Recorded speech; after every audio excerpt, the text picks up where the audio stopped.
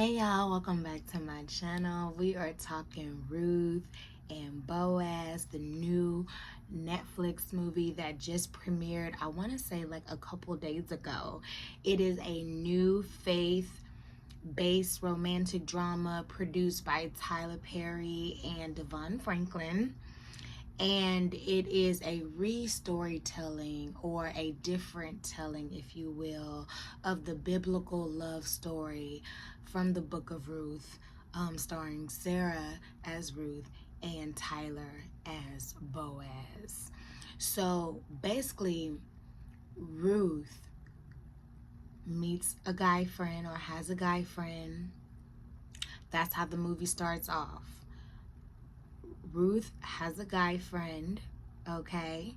And the guy friend mama is Felicia Rashad, all right? That's Felicia, all right? Sarah's doing her thing on stage. Like, she's doing this type of music, but this R&B slutty type thing is really not her style. But that's what's popping right now. That's what's pushing, but that's not what's feeding her soul. So she's really like battling between like paying my bills or doing what's sit right in my spirit, you know. And ultimately, of course, the spirit will always win. God will always be done. His will always be done. But anyways, shortly after meeting Ruth, Felicia, of course, did not like her. A lot of moms doesn't like the new women or whatever. I'm glad I ain't get that problem. But a lot of moms don't like the new girls or whatever. She said it was something about it that just, But Sarah decided that she wanted to get out. She was like, look, this is not for me. I don't want to do this no more. I am not a city girl. I want to do what feeds my soul, and this ain't it. And her manager was not having it. He didn't want to depart. He was like, look, you $250,000 in the hole. I've been invested in you for years. Now we got this 8-figure deal on the table, and you telling me you don't want it? You don't want the money? What about me? I want the money. I want the money. She like, look, I can give you all the money I got. I got a little 3,000. You got 3,000. You can have my car. I got some jewelry. I got some clothes. I mean, I ain't got nothing else. Everything else is in storage. You know what I'm saying? She paid to do it. You know, but he didn't want that. He wanted her, because without her, he could not get his deal. Now, you know she's in this group with someone else, which is her homegirl, all right? And it wasn't really upsetting her homegirl, even though her homegirl was like, look, we shopping at the Goodwill. We is shopping at the Payless. We is shopping at the Royce. Like, I'm trying to be bad and bougie, you know, and you trying to be sanctified. And I'm just, you know what, but I love you. You're my friend. I'm going to support you. But I feel like she really didn't have no choice, because shortly after Sarah made that decision, Ruth. Shortly after Ruth made that decision to quit the music and do something else, do something different, her boyfriend and his dad dies, okay? It was a carjacking. They died. Then at the funeral, the manager come up to her and was like, yeah, I did that. It wasn't supposed to result in a death, but you know what? That's just what had happened. That's just what had happened. So are you going to give me my money or not? And she was like, nah. No, I'm not. So she went home, prayed about it, because that's what you're supposed to do. You know, pray before you do anything. Pray before you do anything. Prayer shouldn't be the last result. It should be the first option. Just gonna say that. Prayer shouldn't be the last result. It should be the first thing you do. But she prayed, which was the first thing she did, and she left a note for her friend, which was her roommate, the one that she was on tour with and doing the music with or whatever. And she was like, listen, I gotta go. I can't tell you where I'm going, but I'm going, okay? She ended up going back to Naomi's. Now, what's her name, Naomi, in the movie? I can't remember. Let me look that up. what's Felicia name? Naomi in the movie? I don't remember. Let me see if I can bring that up. Miss Felicia. What was your name in the movie? Cause the mother-in-law in the Bible name was Naomi. That was the mother name in the Bible. Hold on. Okay, so that was her name. Okay, cool. It was Naomi. Okay. It was Naomi. So anyways, she go around there to Miss Naomi house and she was like, look, I'm going with you. And Naomi was like, nah, I'm good. I don't even like you. And Ruth was like, I don't care. Like, I'm going with you anyway. See, that says something else right there. You see how she stood in what God told her to do, and she didn't let nobody deter her? Not even the person she was there to help. I just want to say that, like, because it's a message. It's a message. So anyways, they end up going back home because, baby, you can always go back home. Let this be another message. You can always go back home. You can always start over. Sometimes you gotta leave the life you thought you were meant to have behind in order to follow God's plan. And he might have to reroute you, but the destination will always remain the same. You can always go home. And she did. She was like, listen, once we started making money, we do start the roof. We got a big house. We got all the cars, all the things. And I haven't looked back since. And it's kind of like embarrassing that I got to come back here with my tail tucked between my legs because my husband, lost all of our money or in our properties and investments, and I had to leave our home. I had to leave everything that I helped set up with him. I had to leave the life I known for the last blah, blah, blah years to now go back home and start over. She was dealing with a lot herself. She's a senior citizen, let's be honest. She's past retirement. I believe her husband retired her, at least in the movie. It seems that it appeared that way. It appeared that Miss Naomi was kept warm and she was kept wife. All right?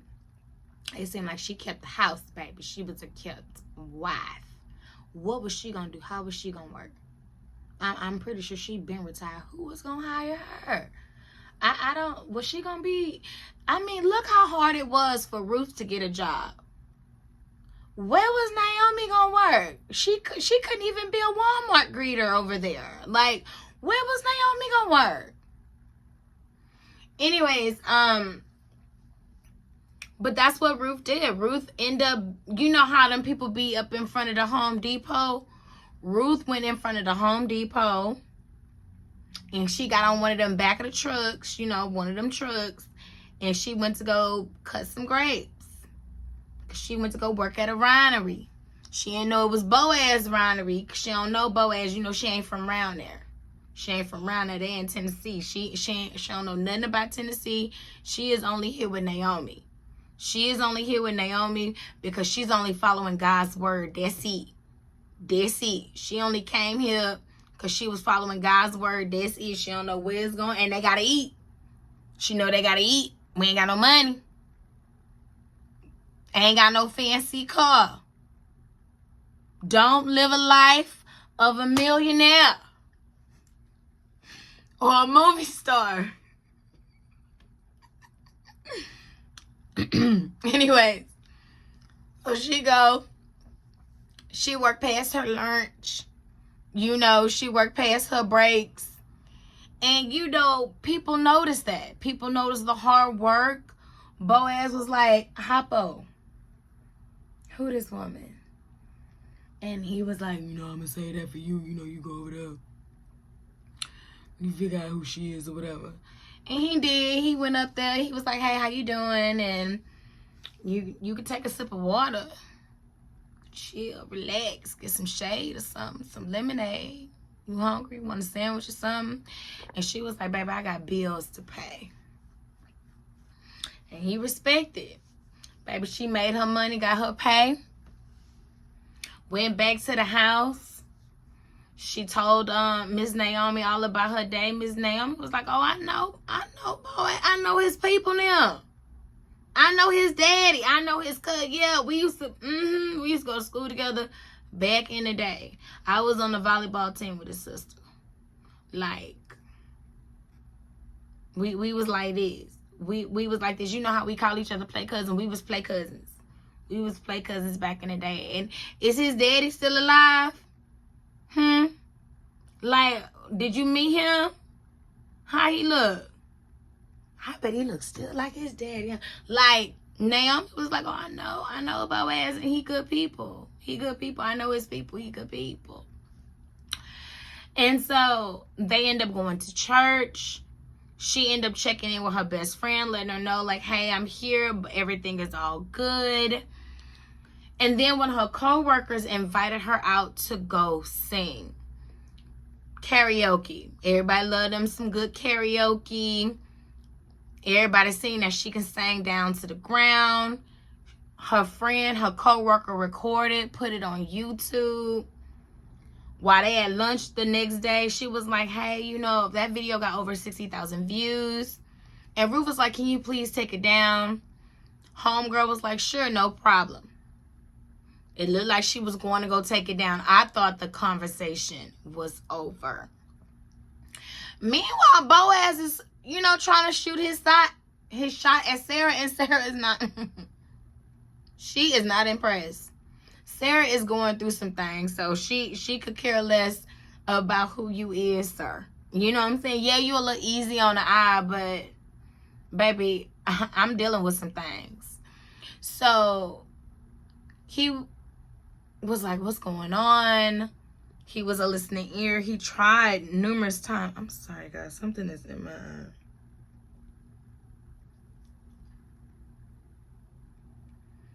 He tried numerous times to get her attention. And they was at the church house, and the pastor was like, hey, ain't you staying over there with Naomi? Over there off of Cullen? Like, I heard she moved back at home. And how is the home? Like, she haven't been in that home in about 30 years. And Ruth was like, yeah, like, baby, we need some help over here. Let me tell you something about that, okay? Because you see how she made that statement saying, baby, we need some help over here. We need a coat of paint, baby. This man, I love how a man, you know, a real man, when they hear a problem you have, they don't wait to solve it. They act immediately. That's what separates a man from a boy. Tell your man about your problem and see how quick he is to solve it. If he leaves you to solve it yourself, that ain't your man. That ain't your man. That ain't your man. And for them to fix up your house, for him to buy you a car, do everything in his power to make your dreams come true. Babyface.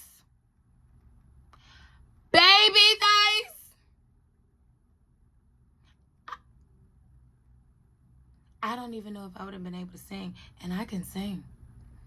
I would have been at such a loss of what. Babyface? Do you know who that is? I know exactly who that is. I play his music like almost every day. If not music by him, something from him. I love me some Babyface. What is your favorite Babyface song? This is for the cool. This is for the children. Don't make no. That's not my favorite one by him, but that's the first one that came to my mind. Every time I close my eyes, baby, listen, don't get me started, because Babyface, and let me tell you something, it's just something about gospel music, y'all. I'm not gonna cry. It is just something about gospel music that just touch your soul. Listen, I be car karaokeing by myself, having full out concerts, y'all, in the car, in traffic. I know people riding by me get a show. Like, I know this because I give it all I got. I mean, choreography and all. You don't feel me. You don't feel, baby. Choreography and all, baby. I turned that volume up, max. Y'all lucky I ain't got no tenor, no bass up in there. I turn that volume up, max. Whether it's country, rock, gospel, R&B, baby, I give it all I got. I give it all I got. All up in the traffic. And when I tell you choreography and all, and I still hit my turns and switch my lanes and use a blink, I'm still a great driver. Okay? But even I noticed, or at least I've noticed lately, nobody never told me this, but I noticed lately, the way I sing a gospel song versus the way I sing any other song is just something different. I cry when I sing certain gospel songs. Like, I bring it. Like when Babyface was like, breathe, take your time, just whatever song come to you first. Mine would have been a gospel song too, and I wonder if that's the real thing he do. Mr. Babyface, sir, is that a real thing you do? Like, just sing whatever. And I know you know plenty songs. You wrote a good percentage. And I know you know plenty. And you play the piano. Sir, musical. Hello, Mr. Babyface, sir. Do you do that to everyone? And I wonder, how often do a person go gospel first? Because if Babyface was to ask y'all that same question, would you go gospel? What song would you sing? I would really love for y'all to put that in the comments. What song would you do in front of Babyface? Mine would definitely be gospel. Which gospel song would be the question? I guess it would be what I'm feeling in that moment. In that moment when I was watching the movie, so many went through my head. So many went through my head. The thought that he put in that date was so amazing. She looked so beautiful, and he froze when he saw her. All right? Froze when he saw her. And he washed her feet.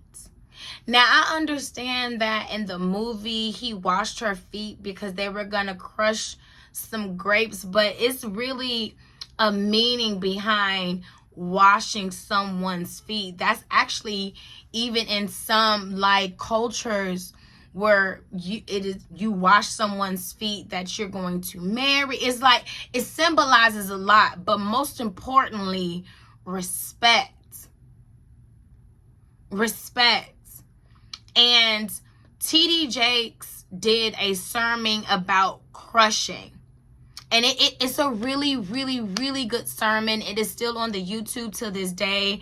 And I believe he actually wrote a book about it as well. And I'm going to give you just some key points on that really quickly. Because again, this movie had multiple messages, biblical messages.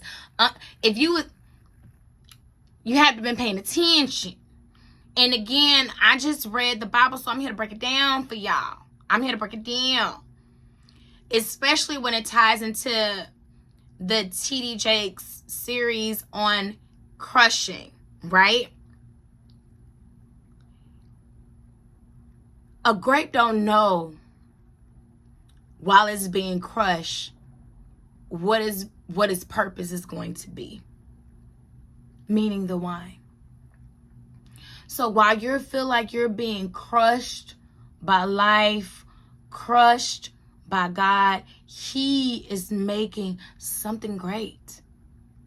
And you have to go through the crushing in order for you to come out on the other side. See, because a lot of people say they want it until it comes time for the crushing.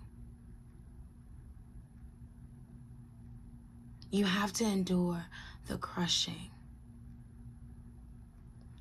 He said it. You have to endure it to the end. Just saying. Just a little sprinkle. A little knowledge there. Anyways, made wine. He said he was going to make the best wine that, the country has ever seen. It was the last wine he worked on with his dad. So it was very, very, very important to him. And again, when God gives you a vision, not everybody going to see it for you. Because as you seen when he told old boy, the investor, he was like, yeah, whatever. That's fine. You ain't got to believe in me. I believe in me. You don't believe me, just watch. Don't believe me, just watch. Anyways, so Boaz and Ruth are falling in like with each other. And so much so it scares Ruth. And she was like, I don't deserve to be happy. Yes, you do. You deserve to be happy. I don't care what you've been through. I don't care about the tragedy. I don't care about the divorce. I don't care about the loss. You deserve to move on and be happy. We only get one life, y'all, and it really is short. And I know we say that all the time, but it's true. Life is too short. You need to find happiness where you can get it, because tomorrow is not promised. That's why today is a gift. Today is the gift. So she ended up come on, he's pressing her. He's a good man, Savannah. She wrote a song. She poured her heart out on a song. Music just moves you. Music can move you. Music can put your words into words you didn't even know you had. It can speak for you when you can't even find the words to say. Music is beautiful. It's really something. So while she's singing to this man, old manager guy comes out, set the wine on fire, burns. They think it's ruined. Ruth says it's not. He tastes it. It's an amazing wine. Not only is it amazing, it wins. Now the investor guy got to eat his words, and he called the wine R&B. And then you see them married and at the vineyard, and her homegirl even came back round. And it was a nice ending. It was a nice movie altogether. I liked it. It was a nice romantical movie. I liked how, I like what they did there.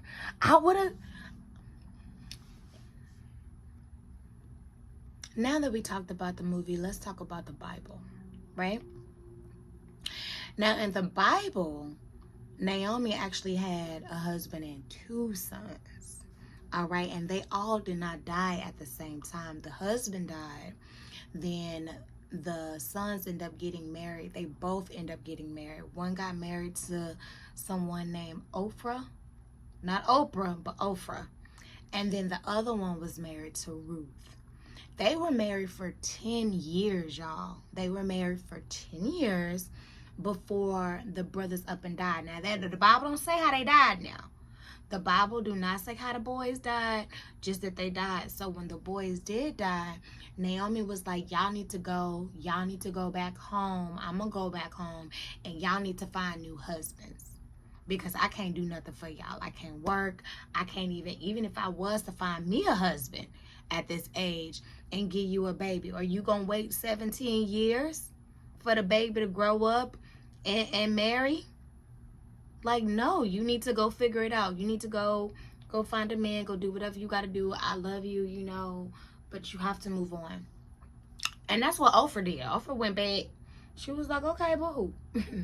She went back to Atlanta, baby. You ain't got to tell me twice. But Ruth was like, nah, I'm staying with you. I'm living where you living. I'm eating what you eating. I'm praying to who you praying to. Your God is my God. Your house is my house. Like, I'm not leaving you, mama. And Naomi was very, very, very appreciative of that. And you know where they went back home to? Bethlehem. Bethlehem was Naomi's old hometown. Bethlehem. Y'all know about Bethlehem? And that's where Ruth met Boaz in the field, harvesting wheat. And Boaz like protected Ruth. As soon as he laid eyes on her in that field, he was like, Hoppo, who this woman? And the man was like, oh, she just came down here, you know what I'm saying, with Naomi staying over back in, you know, Bethlehem over there on 4th Street. You know what I'm saying? She back over there. And they had to come back home because, you know, what had happened was, you know, and told him what had happened. And he was like, oh, word.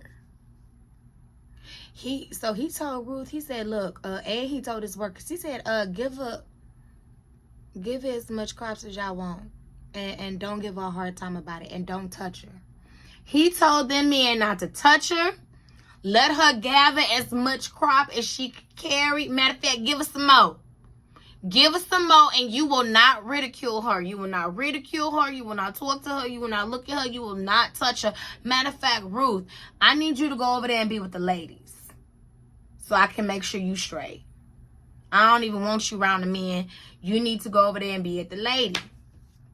So Ruth took all that, you know, the crops home or whatever, plus the food she didn't even eat on lunch. She didn't even eat all her food on lunch. So she took that back home to Naomi or whatever, and Naomi was like, where you get all this food from? And she was like, oh, I met this man, like, named Boaz, you know. And he was so sweet. He gave me all of this. Look at all what he gave me. And she was like, Boaz Johnson? I know his people. Like, he is our guardian redeemer. That means you can go in. Okay, so in biblical, right, guardian redeemer means this is the person, like, that's allowed to marry you. Because back in those biblical days, if a woman was a widow and this happened, like, she would have to remarry somebody in the family. Ew. I'm glad we ain't got to do that, because I could not imagine marrying my man and then if someone was to be, oh, please, having to be with his, but that's how they did it in the day. That was the laws of their land. That ain't the laws of this land here. But back then, okay, you had to be a guardian redeemer, meaning you had to be close to the family in order to save the family from financial ruin. Okay, so let's go there, right? So Naomi was like, okay, so I know Boaz and his people. He's our guardian redeemer. This is what I need you to do. I need you to put on that red dress and your high heels and some of that sweet perfume. No lie, she really did tell her this. She told her, go put on your best dress, go put on some perfume, go look hurt, and I need you to go down there, go round at a Boaz house, and I need you to go sit with him. I want you to wait. This is exactly, I'm serious, y'all. Go back in the Bible. Ruth is only 4 chapters. You can read 4 chapters, y'all. It's only 4 chapters in Ruth. All right? She was like, go get dressed, go round there, put on your perfume, get your hair did, all that, nails did, everything did. And I want you to go over there after he ate and drunk and is in a good mood. What? Okay, look at her. Putting her up on game. Excuse me, because I was like, wait, pause, Bible. Why she gotta wait until he ate and drank and all that? And then she was like, he's in a good mood. I was like, I guess that's a good point. You know what I'm saying? You know, you want to know. Because she wanted Ruth to uncover his feet. Now, see, let's talk about the uncovering of the feet. Again, everything means something. It means something. The uncovering of the feet and then laying beside him was basically her proposing to him as to like basically offering herself up to being a wife, or she offering herself up to be like, I need you to protect me. All right. So that was what that meant. When you uncover this man's feet and lay beside him, that's basically saying, okay, I am willing to be your wife, or can you please protect me, sir? I have nowhere to go. So he was like, okay, listen, as much as I want to, it's somebody in front of me. It's you know, Ted is next in line. All right. So we got to talk to Ted first, see what Ted want to do. And then, you know what I'm saying, I'll let you know what's up. But don't worry. I got you. So,